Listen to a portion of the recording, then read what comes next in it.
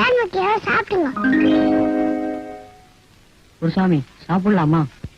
யாராவது ஒரு கன்னிசாமிய இலை இருந்து ஒருபடி அன்னம் எடுத்து சாப்பிடுங்க.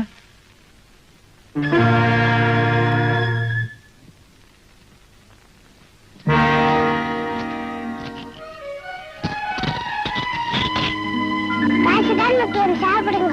பக்தியோடு கன்னிசாமிகளை அழைத்து வந்த நீ பணத்திற்காக அழைத்து வர ஆரம்பித்து விட்டாய். உனக்கு பணம் தானே முக்கியம், இல்லைனாலே இருக்கிறது, எடுத்து சாப்பிடு. ஐயப்பா ஐயப்பா ஐயப்பா ஐயப்பா ஐயப்பா